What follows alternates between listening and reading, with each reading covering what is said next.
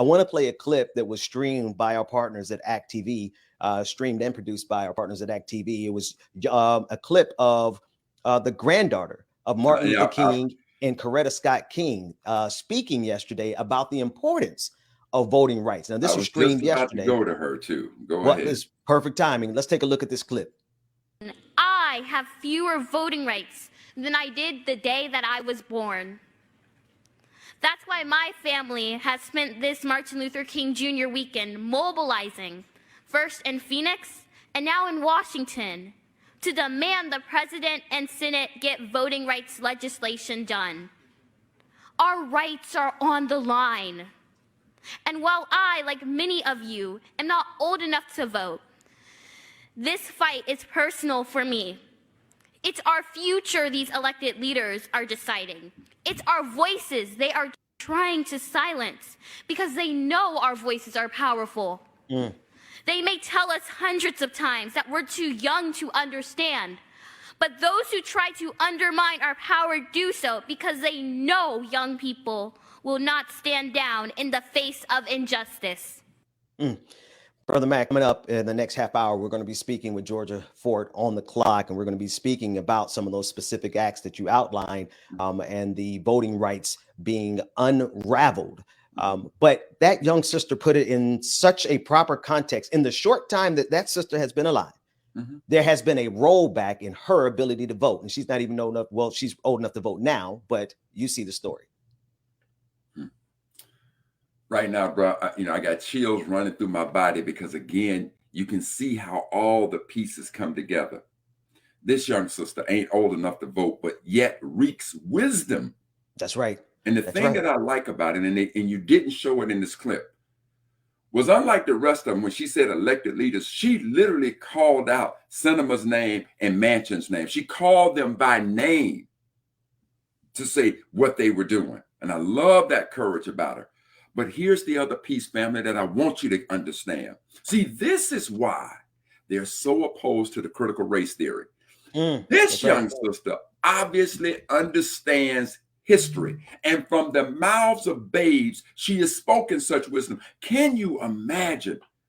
Instead of our children dropping the lyrics of calling sisters bitches and hoes, calling each other niggas, they was dropping knowledge about our experience in this country that make today or make tomorrow better than today.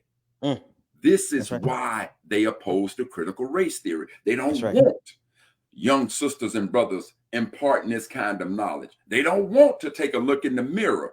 Again, Ben, just give me some leeway here. Point of personal privilege.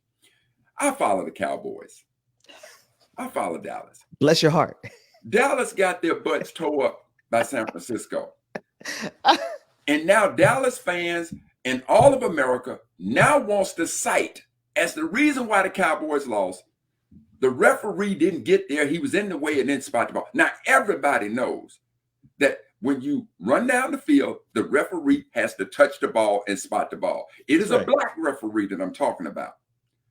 Now, what they want to do, I'm watching Shannon Sharp and Skip Bayless. And Skip is this white man who he can't see no wrong in Dallas. And what did Skip do? What did a lot of folks do?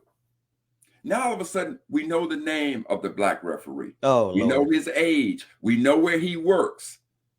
See? Instead of focusing on 14 penalties that Dallas did, instead of focusing on the fact that you got a head coach who just got out coached, we got a team that got to play, we got to blame. Damn it, there's a black man, let's blame him. This is what America does. That's right. See, America wants to blame everybody else. They don't want to look in the mirror and blame themselves. I guess that's why it's America's team, because they follow America's pattern. Looking for that black man. Brother Mac, wait a minute. I know this. Hold on.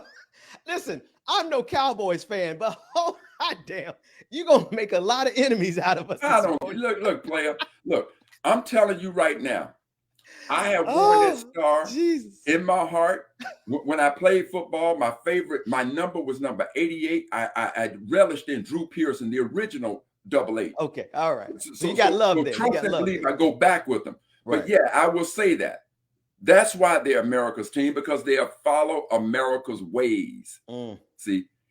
instead of looking in the mirror and just owning it, that you got your butts tore up, you now got to blame the black man and now put his name and business and health and welfare all out there. That's what America does.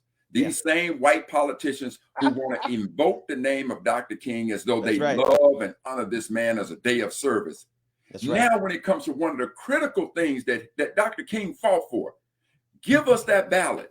They will do anything and everything in their power to roll it back. And I'll say it to you again. I'm not worried about those folks who run around in sheets, those closet racists. Them ain't the ones I'm worried about. They make themselves known. You can see them. It's the so-called white liberals.